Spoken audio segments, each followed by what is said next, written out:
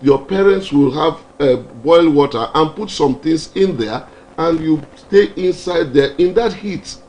When you come out, you take the hot bath, and they give you something to drink, and just the infection or whatever will disappear.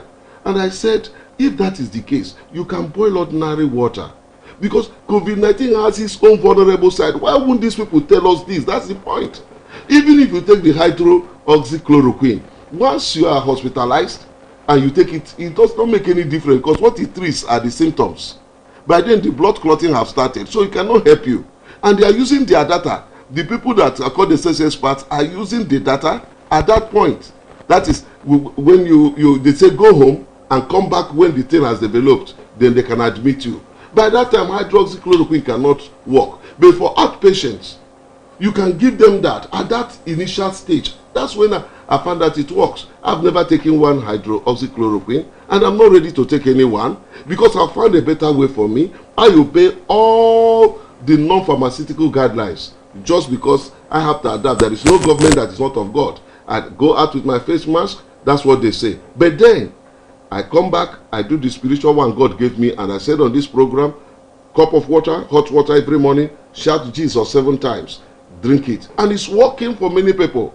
So their mind is no more caged. They are now getting better with their businesses, and which is fine. Then if you can't do that, then they boil hot water. You don't need to put herbs, because I may not know the combinations of the herbs. But the Ooni of Ife have said about herbs. He knows that.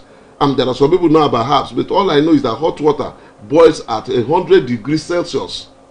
You understand? When you're inhaling it, it's about 60 to 70 to 75 Celsius. So, note, if you stay there for 20 minutes, okay, the COVID-19 virus can't survive. So, if you do that morning and evening, so anyone that has come in within the day, you will abort it at that level. So, it will not even develop. So, the idea is, I say abort it at that time. And I thank God that many people have subscribed to this, and the fear of COVID-19 has left them. That is the important thing. The mental slavery has left them. So they are no longer gagged. So we need to free people from mental slavery of different levels. Some people don't think they can make it academically. I've just talked about Ben Carson, the Miles Monroe, the late Miles Monroe. The same issue. Miles Monroe, the teacher said, go out of school, chase him away. Say you are a dull guy, you can never make it. And the mother said, hey, son, you are one of the best in the block. That's all he had. The mother broke that chain, broke that mental slavery over his life in academic pursuits, and he began to do well. That before he died, he was a special ambassador of different countries. He was special advisor to different presidents. One day, that teacher saw him at the airport, and what did he say? Had I known. So it's not what people say about you that matters. Leave people with what they say. The opinion about you is their own. So don't begin to brood over the opinion. If you brood over it, you have a mental slavery. Let them have the opinion, but prove them wrong by where you're going. And that is the way I choose my life. I don't hate you for saying anything against me. That is your opinion. Maybe you are seeing me from another angle. If you put an elephant and you say put 20 to describe an elephant, somebody will describe it from the tail region, some from the head, from the leg. That depends on the premise or the perspectives on which they are seeing the elephant. And that's the way life is. If you expect everybody to like you, to support whatever you're doing, then you have a mental slavery, because you are now limiting yourself to circumstances and what people say and where you are. No, that is mental slavery. You need to get out of that, and you begin to matriculate to big levels, because this thing affects your prayers. Look at Jabez. Jabez means pain. It means sorrow. It means suffering.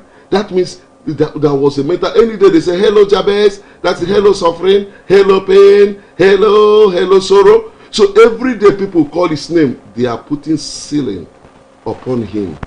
You understand? Every day. But he decided to break out of it. One day, he said, no, this shall not be my reality. I've stressed before the reality of Jabez until that time. He said, no, I better change now. And he went to God. Because once you remove that mental slavery, your prayers will now become better. A lot of people pray out of fear, and it has never worked. You understand? So your mindset has a lot to do with your prayer life. A lot. He now came and he asked God that thou mightest bless me. Indeed. He was not just talking about ordinary blessing. He said, enlarge my course. Can you imagine? That is, expand me beyond my territory. He wasn't talking about sorrow and all that, bringing them to his prayer.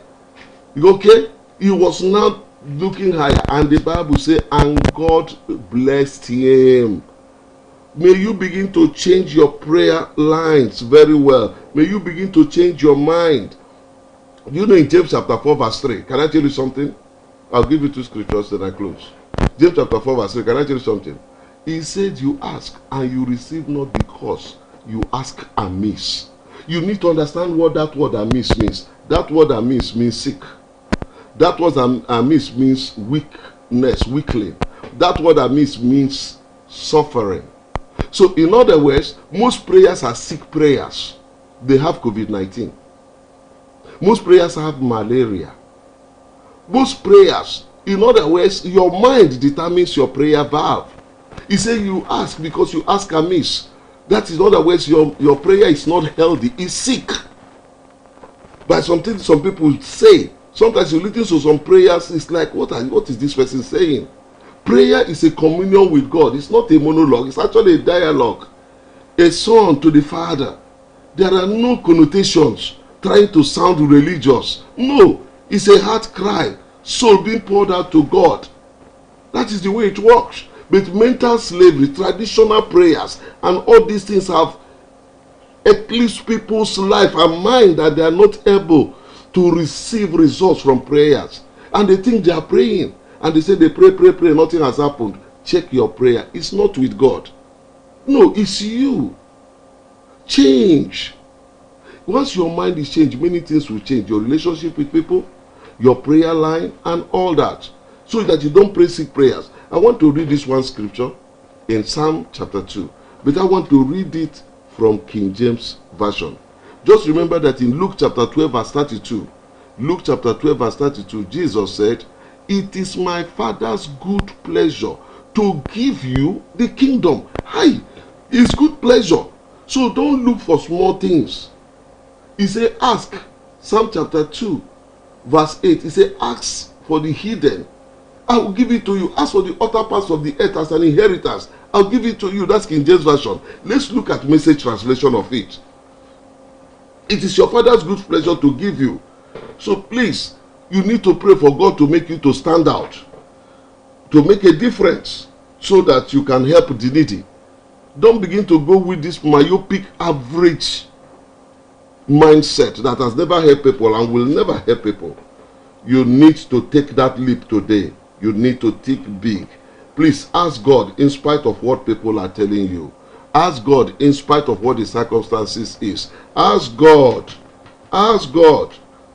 Ask God in spite of what the enemy is whispering to your ears. Break that mental slavery. Think out of the box and your prayer line will change. Psalm chapter 2 verse 7 verse 8 in Message translation. I want you to hear what he says, and that will help you. Psalm 2 verse 7. Yes. Let me tell you what God said next. Let me tell you what God said next. He said, you are my son. You are my son. And today is your birthday. Today is your birthday. God is saying every day you wake up, see it as your birthday. See that day as your birthday, as a gift, a day for new opportunities. Don't see any day as ordinary again. When you wake up, you say, this is my birthday. This is my birthday. And naturally, on anybody's birthday, you're getting wishes, good wishes, gifts. In other words, this is my birthday. Lord, you are my Father. You've been daily loading me with benefits, but this is my birthday. I'm expecting a bumper harvest. You see, it's helping your mindset to get out of that mental slavery, the myopic way of reasoning, to wake up grudgingly. This is my birthday. Yes? Verse 8. Verse 8. What do you want? He said, God is saying, what do you want? If it is your birthday, what do you want? And I listened to a man say, he came out, he was at the lobby, a small child of 5 years came and held his pants, and he said, today is my birthday. He carried that child up, you understand, kissed him and said, wow, God bless you. He dropped the child. He moved again. The guy came and tagged him. He said, this is my birthday. He said the guy did it 7 times. He did the same thing. Until at the 8th time, the guy looked up. He said, this is my birthday. What do you have for me? So all the while the guy is saying, this is my birthday, all he had in mind is that, what do you have for me? This is my birthday. God is saying, what do you want? He said, every day is your birthday. Every day is your birthday with God. Because every day is a new opportunity for you. Break off that mental slavery. God is saying, what do you want me? What do you want me to do for you today? Yes? What do you want? What do you want? Name it. Name Jesus Christ. Name it. Name it. Are you there today? Don't talk about COVID-19 again. Name what you want. Genesis chapter 2 verse 19. God brought the animals to Adam and to see what he would name them. This is another day. Command the morning. Job says, command the morning. Command today.